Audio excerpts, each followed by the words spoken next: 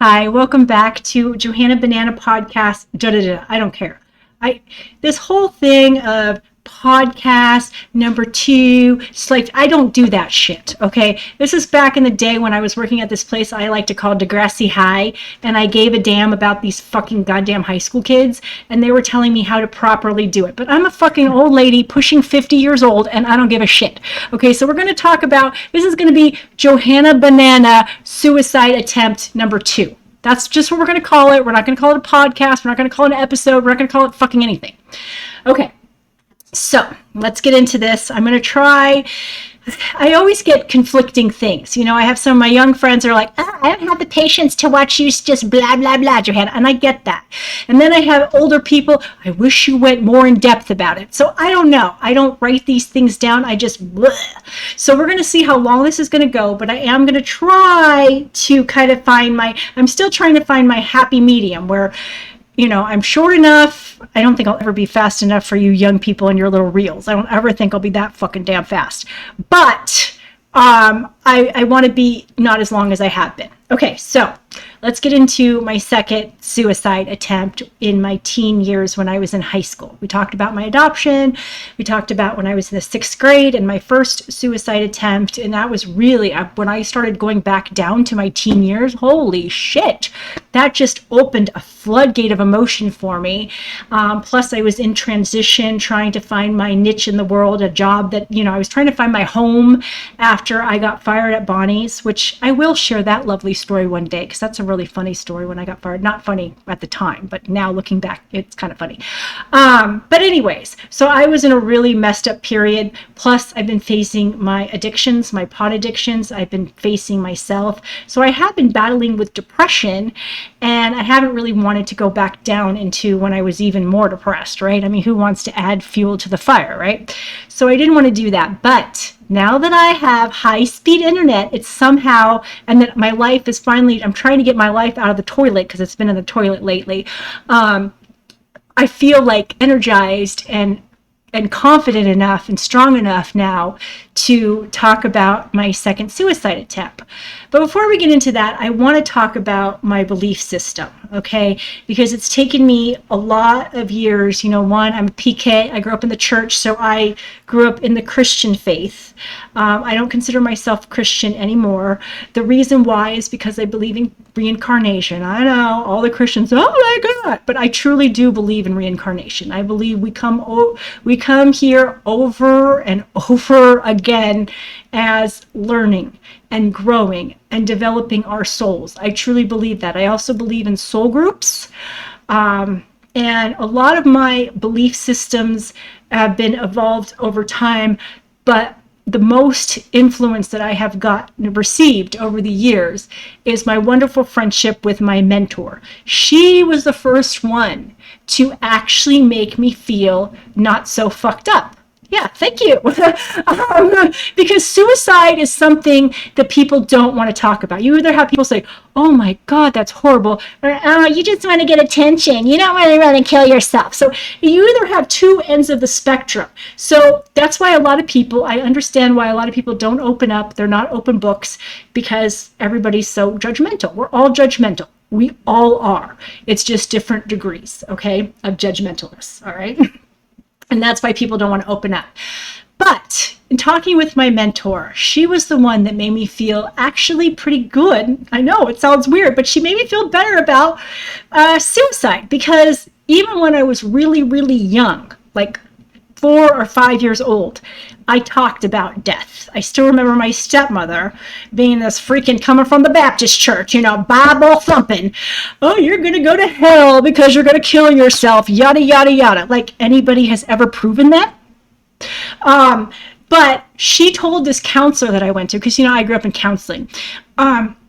She told this counselor, and I overheard this, and I think I was 8 when my stepmother came into my life, 9 when my parents got married. I heard her telling this counselor, yeah, ever since Johanna's been a little girl, all she's ever talked about was death. And we are so worried about her. She is such a problem. Yeah, my stepmother didn't hate me. She didn't like me. She hated me. Okay. So I get that. I get that. And I know it is kind of creepy. So for a long time, I felt like there was something wrong with me. I really, really did. I really, really did. But my mentor, who has become my best friend, she made me feel better, because we believe in reincarnation, we believe in the karmic wheel, and that sort of stuff. She was the one that said, no, there's nothing wrong with how you were feeling. You just wanted to go home. And that's kind of, once she said that, it made the whole, like, suicide, you're going to hell, how fucking selfish can you be, what the fuck is wrong with you, all of that kind of just dissipated.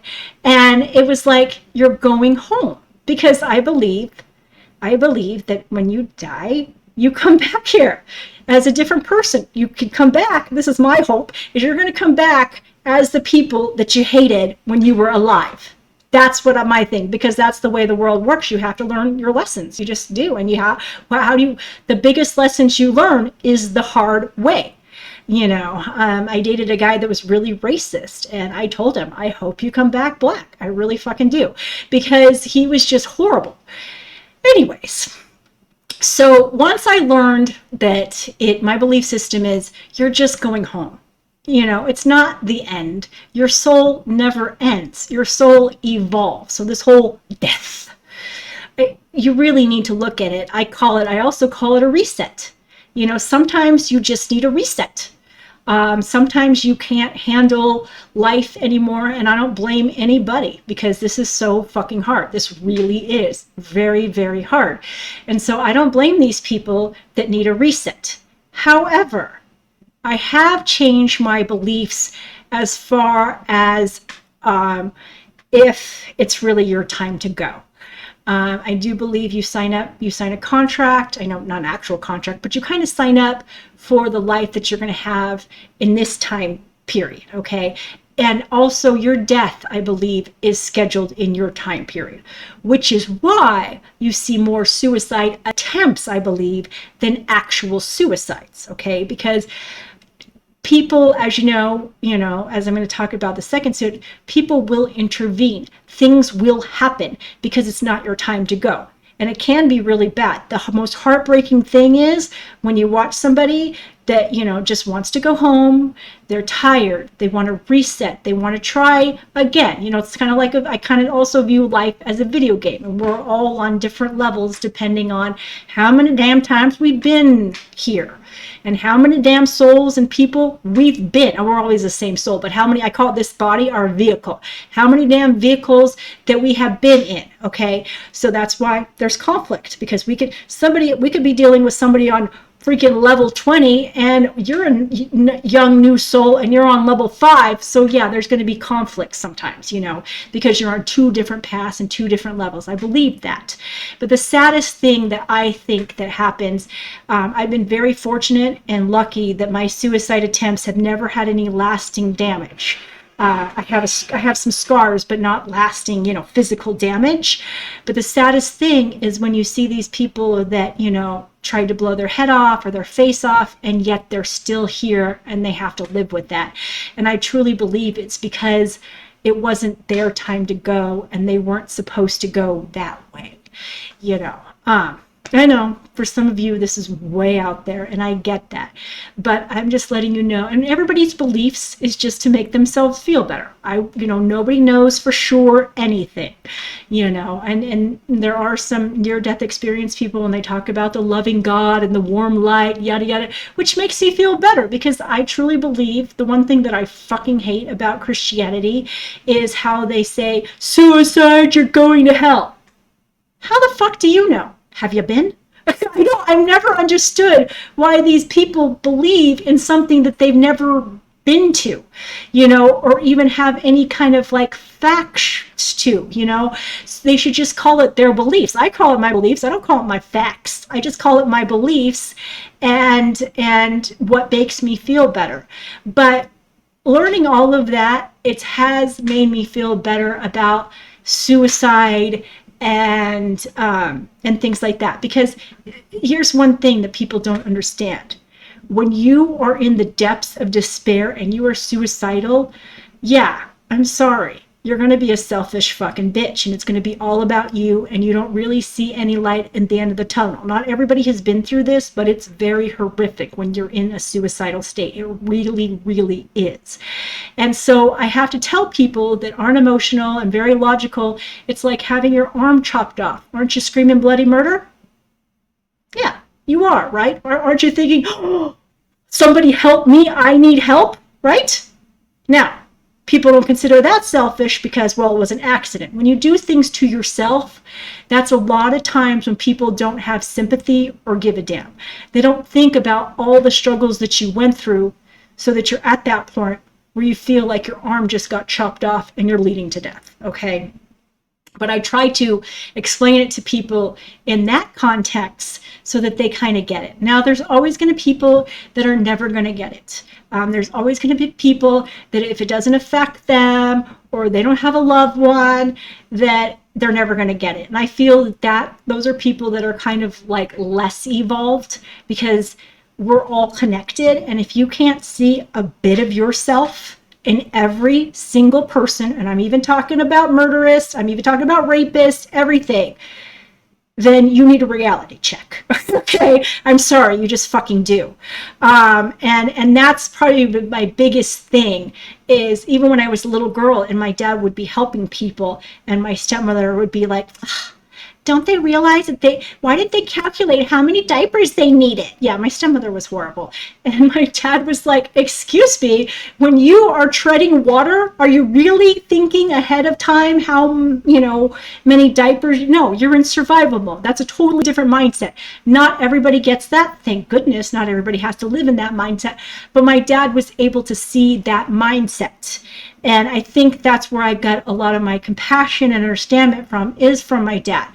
My dad was the most non-judgmental person I ever knew. And I asked my dad, why are you like that? And he said, well, I can understand why some of these people do these mistakes. And I feel like if I was in their shoes, I would be doing the same thing. And that's just amazing to me. That really is. I'm not as evolved as my father was. I am judgmental. But I try very hard to put myself in other people's predicaments and other people's shoes because we're all one paycheck, one loved one dying, one crisis away from being all fucked up. We just are, and that's why it's so scary. That's why I don't blame people to want to go home or do a reset. Okay, so that being said, let's get into my second suicide attempt, okay? Because I am trying to condense this a little bit better. So here I am in high school. I was in high school. I was a sophomore in high school. I remember thinking, this is cool. I had my very first boyfriend. Johanna Banana, she was all about the boys back then. It's only been a year since I finally have done with men. So yes, I was all about men. I had my first boyfriend. Now, because of my suicide attempts and because I was the girl that talked about death all the time, I of course was put on antidepressants. Okay, I can't remember what it was called, but I was on antidepressants for many, many years. And as a teenager, of course, I was embarrassed about it and so self-conscious. So my boyfriend at the time didn't know, my best friend, nobody knew. When I look back to my teen years, I was totally different. I was not this open book, but even though I had to be an open book in counseling and all of that. Anyways, so here I was, 15, sophomore in high school. I think I'd been on antidepressants for several years now, after I think, I was like 12 years old, I think my first suicide attempt with the ODing. Okay, well, because I was a teenager and this overwhelming need to be normal and accepted, for some reason in my little 15-year-old fucked up head, I was a dumbass. Yeah, I was a dumbass. And I decided to get off my antidepressants without telling anybody and not doing it the right way because I didn't know. Okay, so for those of you that know, I hope all of you don't know. Please, Lord Jesus, I hope all of you don't know. But for those of you that know, when you're on an antidepressant, if you are getting off of an antidepressant, you need to wean yourself off because it's your brain chemicals that need to do that. Okay, so I didn't know that, right? I didn't know that. And at the time, I don't know what happened. And of course, I didn't know I had ADHD. Yeah, I now have since known I have ADHD. God, I wish I would have freaking known that back then, but that wasn't a big thing in the early 90s, late 80s, when I was in school. So I got off the antidepressant because I wanted to be too cool for school. I didn't want to be on a depressant. I had no problems. My shit didn't stink. I know. I can't believe that we've all been that person. And I'm so embarrassed that I was that person back then. But I was, because I didn't want to be embarrassed and I was self-conscious. And so I got off the antidepressants just abruptly. I don't even know when I did it. I just knew that I just didn't want to take it anymore because for some reason I didn't want people to know, And I think the thing about me growing up as a preacher's kid, my dad instilled in me, the truth will always come out. And so that's why I always try to lead with the truth, even if it ain't pretty. But so I was kind of worried that it was somehow going to find out. Anyway, so I got off of it.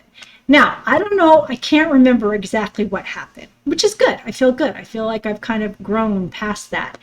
But something happened. And it was, of course, between Barb and I, my stepmother, because we always fought. We fought all the time, And it wasn't something that I ever really wanted to talk about, being in the church. You're kind of like, everybody looks at you, you're Father Pat's daughter. This is, Father Pat's wife. People think of you as your shit doesn't stink. So then you try to live up to that crap, which is so fucking ridiculous. But I did. So a lot of people didn't know that Barb and I fought as hard as we did, but we really did. I mean, she really hated me. I'm just going to say it. She hated me, and in the end, I hated her. And I still do. My biggest fear is to have to run into her because we don't know these things, and we don't know. Barb and I might have to go live again on the karmic wheel, and that is my biggest fear. But I'm hoping that I'll be I'll be in a better vehicle, and I'm hoping I'll be stronger when I have to face that, because she really was, for so many years, all I wanted to do was be loved and accepted by her. But it never happened. Anyways, so we had gotten in some big ass fight, and I don't even remember what it was, but because I had also abruptly taken myself off my antidepressant, my brain chemicals were all fucked up. So I basically went ape shit crazy. Now, looking back at this is what I've learned now is called ADHD rage. I didn't know that at the time. But looking back and people talking about it, I'm like, oh my God, that's me. I'm that fucked up. Okay. Anyways, so I tore up my entire room. No, literally. I went crazy. Kind of like a chimpanzee or gorilla or whatever in a zoo, because I've seen when they have lost their shit, I broke everything I owned. I tore up every single one of my clothes. I can't remember what else I did. I mean, my dad, I feel really bad for my dad. I think the hardest thing about growing up was the fact that my dad was in the middle. His two great loves, his daughter that he waited 10 years for. Yeah, my dad was on an adoption waiting list for 10 years. This woman, his wife that he loved so much. Yes, and as much as I knock Barb, my parents had what everybody fucking strives for. The good, healthy relationship where you communicate, where you don't yell, and you discuss your problems. I can count on one hand, I think maybe 2 or 3 times, seeing my dad and my stepmother actually fight. Yeah. So it just broke my heart that he was put in the middle and that he had to watch the two people that he loved the most hate each other, be at each other's throats, be jealous of each other, because I was jealous. I will own it.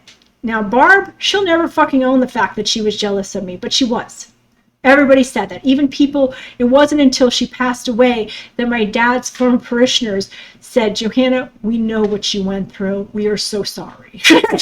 Barb really was so jealous of you. And it really made me feel better because I felt like it was kind of a dirty little secret, just like all my suicide attempts that we just sweep under the rug and we don't talk about, which is so fucked up. Because if people hung out their dirty laundry, we wouldn't be so scared to hang out our dirty laundry. Okay? Yeah. Which is why I do what I do now. You know, I tell the whole damn world every fucked up thing I've done, because I think it's important to share what you've learned, to share that that you're not perfect, that your shit doesn't stink, because everybody's shit stinks. And I just feel that that's why you do that. So we had gotten into this big knockdown, drag out fight. I tore everything up into my room, you know, everything. And, you don't really, it's hard to show here, but I started cutting myself, just cutting myself. I didn't give a shit. I remember what I did. I had broke, and this really breaks my heart. I broke this beautiful Angel music box thing. And it was porcelain. And what did I do with my cray ass? I just started cutting the shit out of myself. Everything. I'm bleeding all over myself. And I even, this is how fucked up I was. I gave a... I shouldn't laugh about this because this is very sad, but I think we laugh about it when we're a little stressed out. I gave a piece, and it was the wing. There was the wing of this angel. It was an angel. That's right. It was an angel. Ironically, it was an angel that I broke. I gave the wing of the angel to my stepmother, and I said, go ahead. Cut me up too. I know. I was that crazy. And at that point, that's when, you know, 911 was called. That's when my dad's like, okay, this is beyond my control, you know.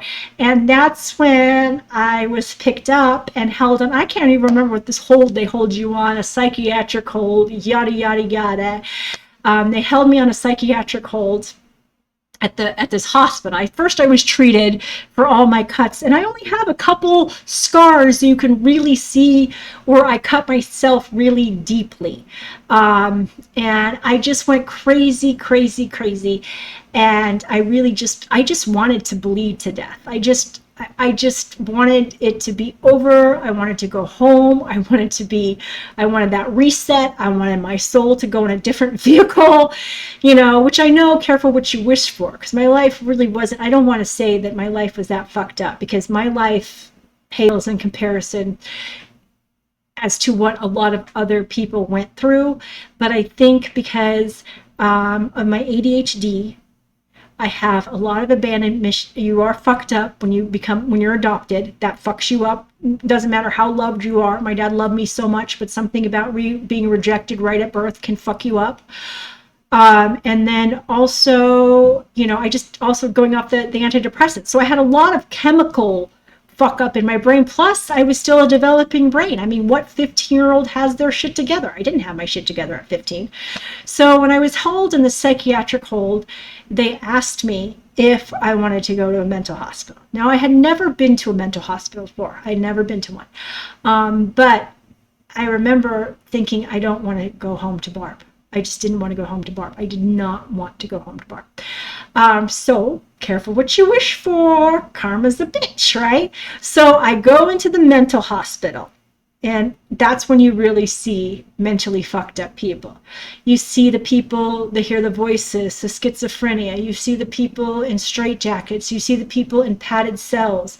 It's a wake-up call. It really is. And it was my wake-up call, you know, that, yeah, for some of you people, yeah, I was just a dramatic little fucking bitch. I was. But I was fucked up in the head. I really was.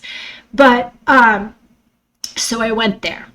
And I went there for a week. And at that point is when I really had, where the hell is Johanna? My friends were saying, you know. And so that's, and nicely enough, I got off the antidepressants to blend in with my little high school group my little clique. But nicely enough, when I came clean and told my boyfriend, told my friends, this is why I tell my truth now. Because when you become a real person, not Miss Perfecta perfect person, you humble yourself and you become real, people can be a lot nicer to you. And my friends really did rally around me, and I was really grateful for that. And so I had been at the mental hospital for a week, and then I was up. For some reason, I had to be transferred to another mental hospital. My dad could take me. This is the heart-wrenching moment. Okay, this is probably going to make me cry. This is a really hard moment. But some reason I had to be transferred to another mental hospital facility.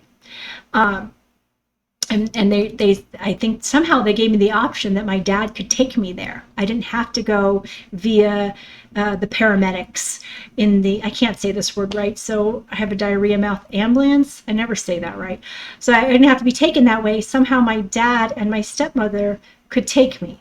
Now, for some reason, and I don't remember why we were set up in the car like this. It was really bizarre. But for some reason, I was sitting next to my dad and my stepmother was in the back. I know, very weird, because my stepmother was glued to my dad's hip.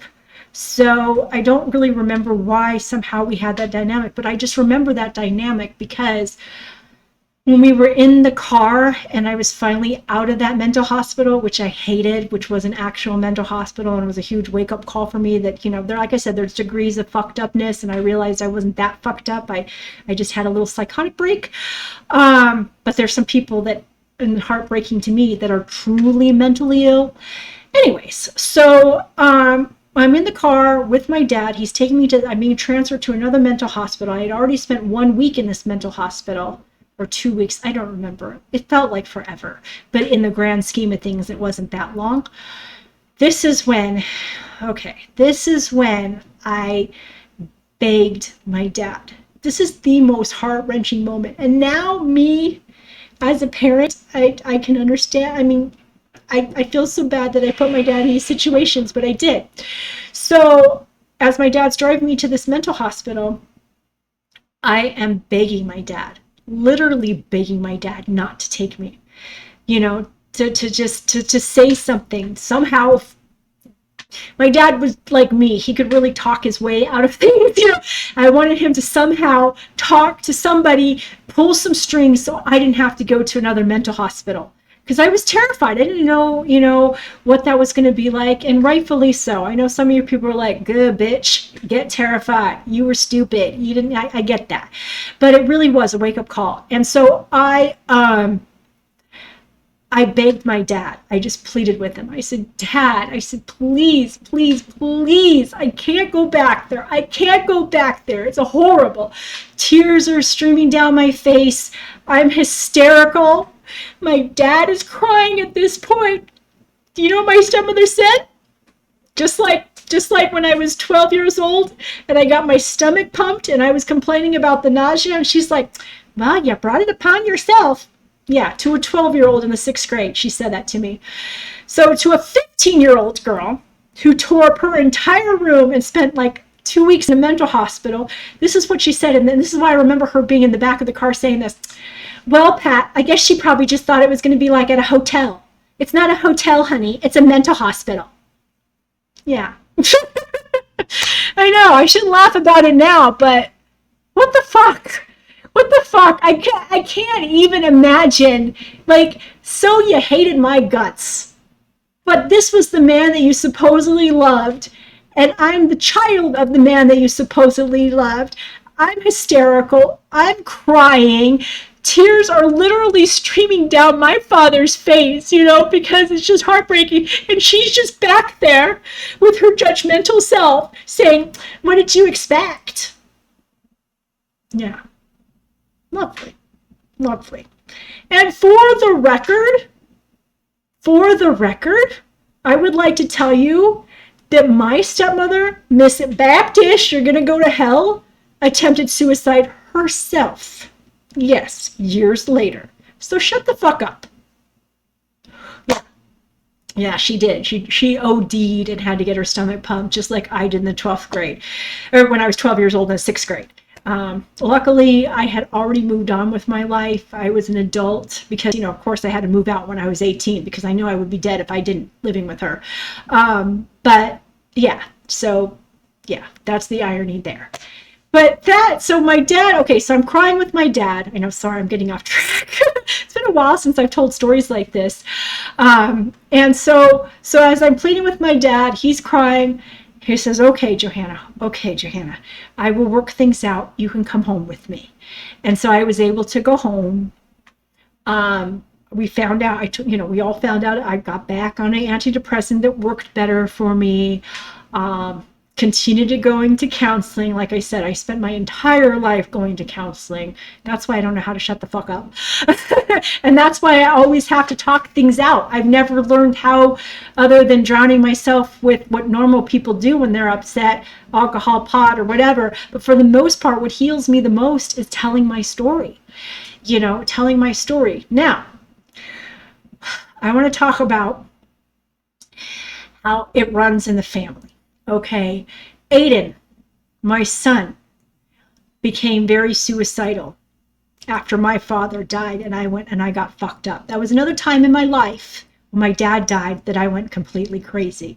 Now, I did not end up in a mental hospital. I did not attempt suicide because in the back of my head was my mentor saying that it might not be your time to go, and that sort of thing, that you've got to fulfill what you signed up for. That's kind of what's kept me going, is that fear that I'm going to be that person that tried to blow their head off and now I'm just disfigured for the rest of my life. That actually was a more sobering experience for me than you're going to go to hell if you commit suicide. Yeah. So that is what has kept me not suicidal anymore. And I thank my mentor for that. I didn't really realize that, but it wasn't until I met her and she explained suicide and death and all of that, and made it so, she normalized it, made it better, that I really haven't been suicidal since then. I really haven't been, even when all I wanted to do when my dad died was want to die so that I could be with him, because a part of me did die when my dad died. It did. So I want to talk about what it felt like from the other angle, because now the tables are reversed. Now I have a kid and I'm the parent.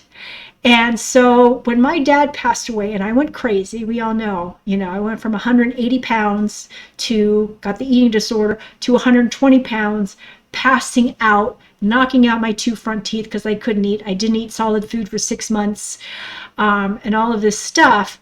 So when I was grieving for my dad, I was very selfish and self-centered. And Aiden was only 15 at the time. I forget this, I consider Aiden an old soul. He's very, in some ways immature, but in a lot of other ways, he's very mature for his age. And so I didn't think about him. And so because I went crazy and I lost my mind and I pulled away, I found out that Aiden was very suicidal. And Aiden is different than I am. He's a little bit more, and my mentor is very hardwired the same way like this. I have a lot of grooming friends that are hardwired this way. He is more into animals. He bonds more with animals than he does with people. And I'm both. I love people as much as I love animals. As I said, that's why I relate to dogs. As much as dogs love people, I'm the same damn way. But he had a lizard, Ruby, and he bonded to her. And it was a very sobering experience when my son Aiden at 15 told me, Ruby is the only reason I'm still alive. Yeah, it was very heartbreaking to me to hear that, because I've never considered myself a good parent. My dad was an amazing parent. He rose the bar so high that I just never felt like I could ever reach that. I do what my dad always tells me to do. I do the best to my ability under the circumstances that I am under. Okay, that's something that my dad has always instilled in me. And the funny thing is, my mentor, Sandy, she's instilled in that me as well. And so when Aiden told me that the only reason he's still alive is because for his love for his lizard Ruby, which was his first pet, it just broke my heart. It really did, because I didn't want that for Aiden. Nobody wants that for their kid. Nobody wants that for themselves. That's another thing that I don't understand. People are so judgmental when it comes to suicide, and they don't care, and that sort of thing. But who wants to be that? I gotta blow my nose, sorry. Who wants to be that? Just nobody wakes up and says, oh yeah, I want to be a drug addict that's suicidal. Nobody chooses that. It's a coping mechanism.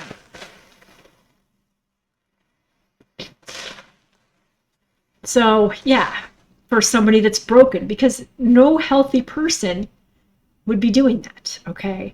And so hearing it from Aiden just really broke my heart. At first I was going to get pissed, because I thought, oh, just like everybody thinks when somebody commits suicide, how could you do that to me? Not thinking, geez, they're in that much fucking pain that they don't want to be here. And some people don't think that. And I did. I'm going to say, at my first reaction, I didn't share that with Aiden, because my dad always taught me not to go with my first knee-jerk reaction. My first knee-jerk reaction was like, Ruby, your lizard, not your mother? But when I thought that, when I said that, and I screamed that in my head, a fucking lizard is why you're alive, not because of me and all the fucking goddamn sacrifices I made for you. Okay, and we all have to say that, say your knee-jerk reaction. Say it. You got to put that out there. My dad says feelings are facts. You have a right to feel however you want to feel. However, what you do with your feelings and your actions, that's something different. But you can feel however you want to feel. And that's how I felt at the time. I didn't say that because I knew that wasn't the right thing to say, but I really, really felt that. But then when I said that, I thought, have I really been his mother lately? No, I hadn't been. I had, hold on just one second. I do. I always sound like Alice in Wonderland, but I'm like, I do wish I hadn't cried so much. Yes. But the thing is, I realized you have to look at yourself too, which is, I think, another reason why people get so angry about suicide. They're like, what the fuck? I loved you. What the fuck is your problem? What are you doing? I fucking love the shit out of you. Why aren't you feeling my love? So that was that kind of thing. But I realized why, I hadn't been a mother. I had been so self-absorbed because I was doing everything I could to stay above water. I was working. This was my dumbass. I only took 4 days off when my dad died because I wanted to get right back to work. Boom, boom, boom. I'm a workaholic. I was working nonstop, and I wasn't eating. I was living off protein shakes. I still miss those shakes sometimes. I'm not allowed to have protein shakes anymore because of my dependency on them for a year. But I love the protein shakes, and I just really was not being a good present mother for Aiden. At one point I called Aiden's father and I begged him. I said, I cannot be a parent right now. I need your help. Because, his dad really wasn't that involved in his life. I did get child support. I don't want to knock his dad that he didn't pay child support. Aiden's dad did pay child support, but that was it. He only saw his dad like people go to church, I say. Christmas and Easter, that was it. So it was really, us. But at one point, after I knocked out my 2 front teeth, I'm like, I am fucked up. I am not supposed to be a parent right now. I had to beg my ex-husband to be a parent. I think he only took Aiden for like a week. Ooh, whoop-de-doo, whoop-de-fucking-doo. But, I was grateful for that. So, and what got Aiden through was Ruby. And at the same token, I'm grateful for Ruby. I'm grateful for her, his lizard, to keep him going, because, I don't know what I would have done. I don't know what I would have done if he would have, I talk about going back home again, and I have a very kind of like, it's all okay, you're just going to reset. But God, if your child, like, I realized, I thought, God, I had to apologize to my dad. I did. I thought, God, Dad, I am so sorry that I put you through that, because it is a gut punch when your kid says, they would rather be dead than be here. And I didn't realize that. That's why, you have to keep coming back here, and you have to be every fucking person so you know what it feels like to be on the other end of the stick when the tables are turned, because the tables are constantly turning and you're constantly seeing it from a different perspective. And that was heart-wrenching to me.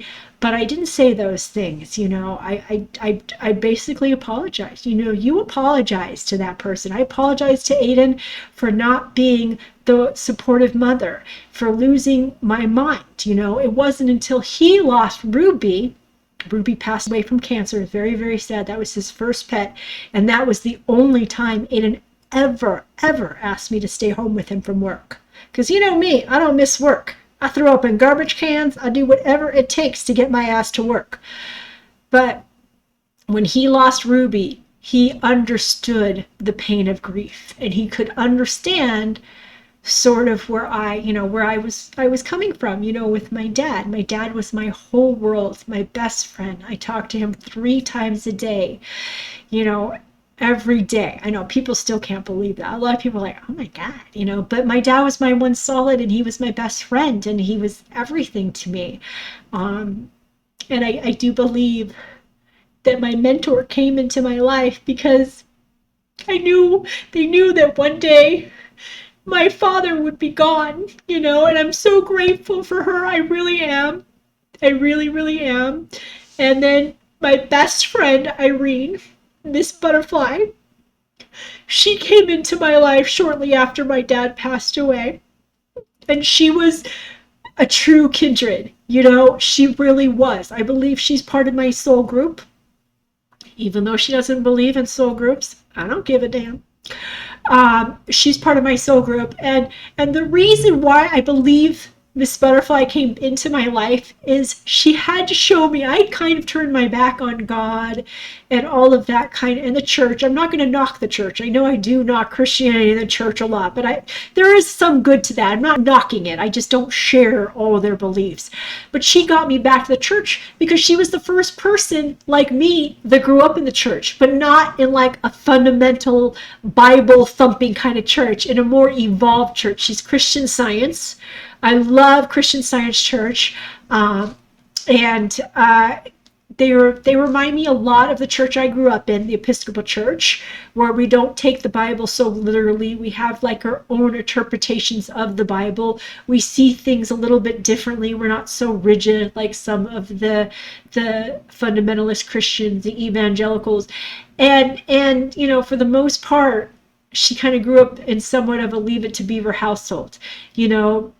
My stepmother and I fought a lot, but it was Leave It to Beaver style. It wasn't Jerry Springer style. I don't ever want to tell people. That's why my childhood kind of pales in comparison to other people's childhoods, and I've heard so many stories from so many people, and I do feel like I was just, this little drama queen. But I do think I think it was part of my ADHD and part of my makeup. But yes, I think I'm almost done with my story. I know, sorry, my ADHD brain, I should write things down. But my point being is we all have roles to play. We've all been different roles. And I don't want to take this life and this time period that you want to take it seriously enough to learn from it, but I don't see it as the end all.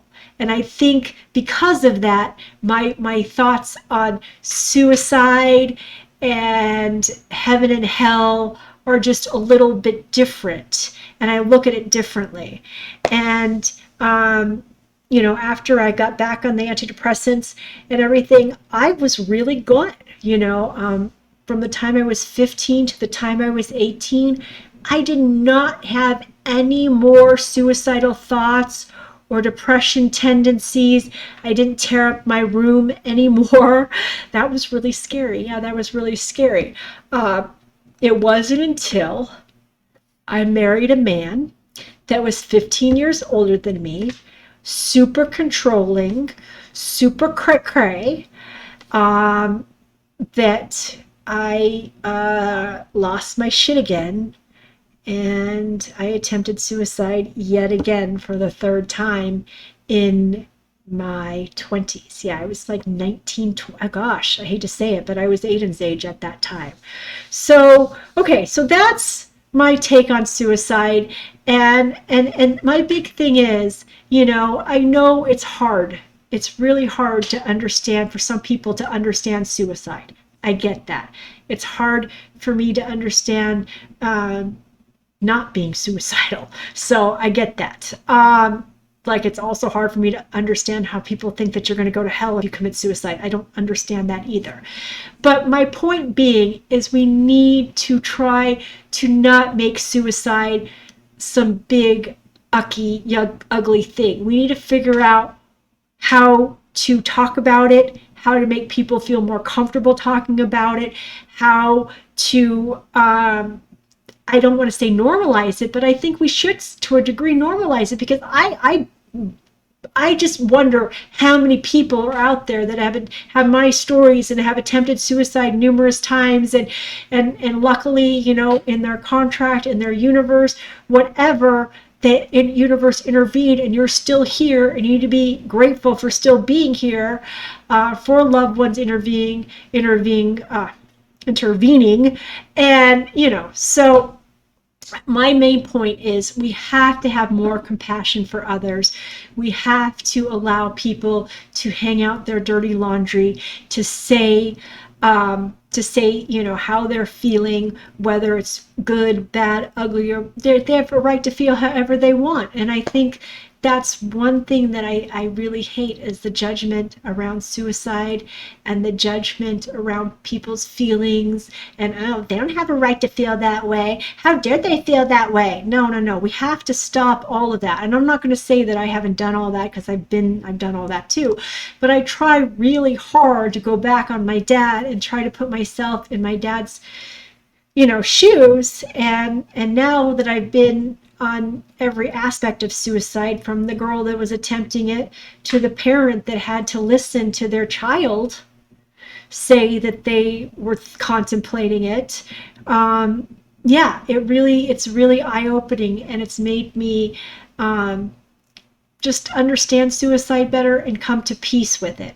So I hope this all made sense. I always feel bad with my ADHD brain that I tend to just, ramble on. But yes, that is my take on suicide. So if even though it can drive you nuts and you think that person's being a drama queen, you never know what will push that person over to commit suicide. And you never know what will stop that person from committing suicide. So you really need to stop and think. And if you can't handle it and you don't have a good understanding for it, like my dad always said, and this is why sometimes I go silent with people. If you have nothing nice to say, people, don't say anything at all, because your words, like I said, the household I grew up in, my words, my actions, they all have ramifications. And you really, really need to think about that, people. So try to think of it this way. Their arm is broken off. They're bleeding to death. Okay, for the people that want to be like really logical. Okay, don't think that they're just trying to be a drama queen getting attention. Yeah, they do need attention. They need love and understanding. Don't think that,